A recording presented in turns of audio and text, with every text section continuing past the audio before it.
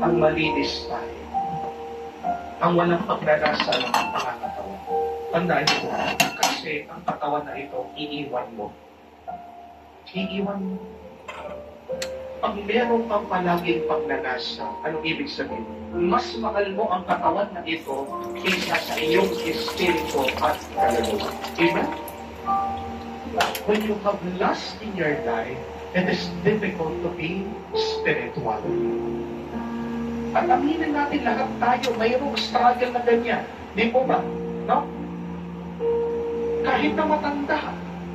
No? Sabi ng matandang pare, Diyos ko po, nakailan na akong kapayapaan. Hanggang ngayon, hindi ko umuubra, sabi.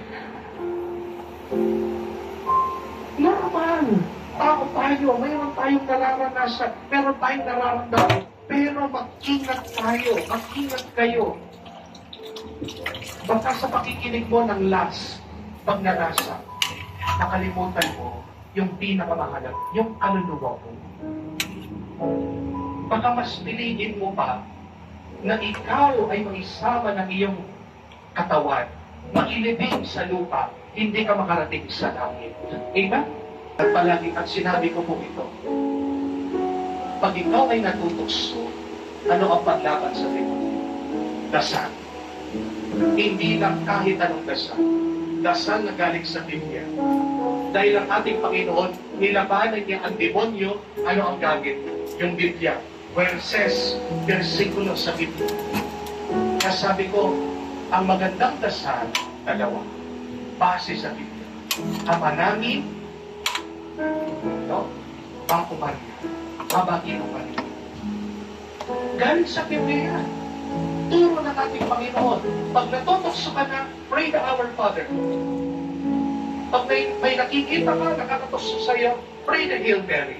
Amen? No? Makakamaya yan. Pag dumaan ako, Our Father in heaven, who art in heaven. Nakita si Father Joel, parang ginugrias. But joking aside, totoo po, may nararamdaman tayo. Pero, bakit kailangan mo malabanan ang nararamdaman ng iyong katawan? Kasi nga may mas mahalaga pa ang iyong kaluluwa.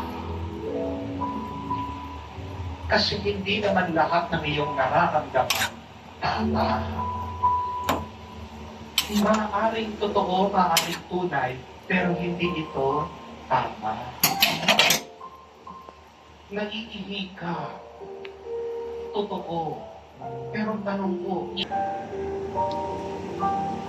tunay, totoo, pero tanong mo, tama ba?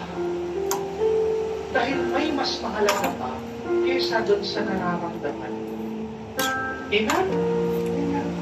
Avoid the gate of lust. It will bring you to hell. Amen? Pangatlo, the third gate to hell, anger. Sama ng loob. At madalas tayo mga taong simbahan din. Hindi naman ibig sabihin malapit ka, palagi nagdadasal, wala ka ng galit, wala ka ng... Kaya mo yan? Sabi po ni Father Superior. Kung ako ba, pinakusa-kusa, kaya na po ang lahat. Ikaw pa kaya mo yan? Sabi, hindi ko na po kaya. Sabi ka na ng Madre, ano bang problema mo? Sabihin mo sa akin. Sabi po ni Father Superior, matutulungan kita. Tingnan, sumagot daw po itong Madre sa akin. Ang problema mo po, Jesus, si Father Superior, yung matandang madring napaka-wisip, palagi nagpupunot. Alam niyo po, dahil sa tanda siguro niya, palaging wala sa mood. Minsan po, nagkakasala ko sa isip, gusto ko siyang lasunin. Knowing Jesus, sa mo. Si Father Superior, si Jesus sabi, 1 million. Tapos